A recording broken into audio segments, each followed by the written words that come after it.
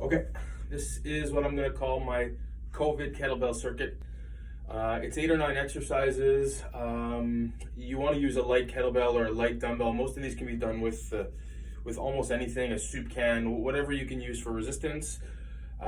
These things are basically you're not going to build any muscle really off of this. It's sort of a combination of strength exercises and cardiovascular. So we're going to start with alternating reverse walking lunges. It's a little bit complicated, but you can really get a nice cardio and lunge out of this when you start it. So you want to take the kettlebell and start it in your right hand. You're going to step your right leg back to do a reverse lunge, pass the kettlebell through to the other hand, and step back up. Same thing on the other side, and you continue like that. So we'll do 10 like this on each side. I'm not going to do all of it now because I'm going to keep you guys on this video for 6 hours. After this, we are going to do a slingshot, similar motion, except you're going to put the kettlebell through your legs like this, bring it to your other hand, and curl it up and catch. Okay, same thing here. Catch. This is going to get your core a little bit, your glutes, your biceps. You're going to curl it at the way up. Like that. Like that. From there, we are going to do the goblet squat. You pick up the kettlebell like this, feet go shoulder length apart, and you're going to squat down, hold it low, press up, and hip hinge at the top. Squat down, hip hinge at the top. After that, you're going to do a windmill. These I'm going to show you without the kettlebell first because it's a little bit complicated. So if you're going to go in your right hand, you want to put your right foot forward, left foot back, and you're literally, pardon the pit stains, going down like this and back and back. So if you take the kettlebell, these are oddly difficult to do. So you put the kettlebell up like this.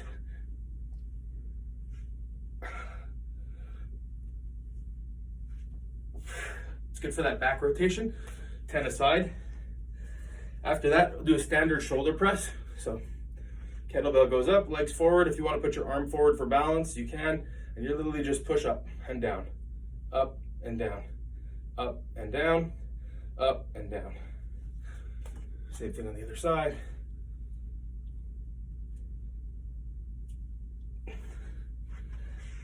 After that, I like to do the dumbbell row. So if you got the kettlebell in your right hand, put my hand on my forearm on my left knee, open legs wide like this, and you're literally just going to put it on the ground and row it up. Keep your arm close to your body here. You don't want to start doing this. You don't want to start doing this.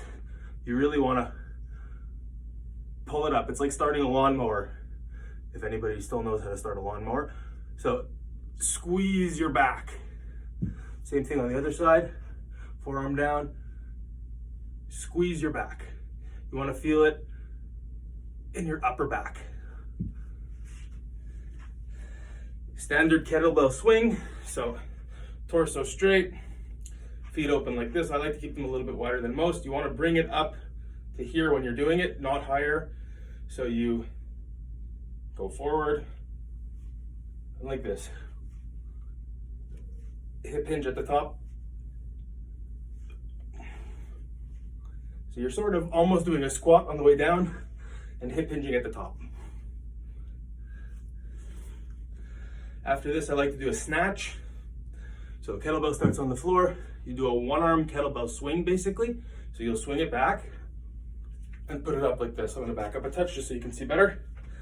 So you swing it back and press it up all in one motion. So.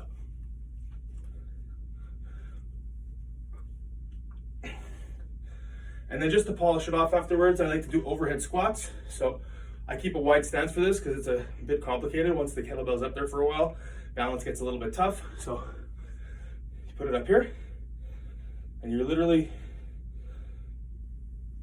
gonna go down, keeping the kettlebell straight, as steady as you can. 2, 3, 10 per side. 4. Same thing on the other side. And up.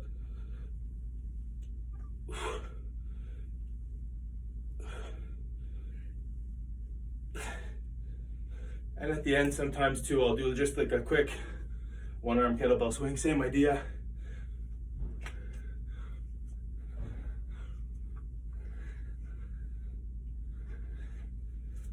So that's basically it. If you have a kettlebell, I'm about 190 pounds, and this is a 25-pound kettlebell. It gets tough at the end, so judge accordingly. Probably 10 pounds is a good starting weight, and go from there. Thanks.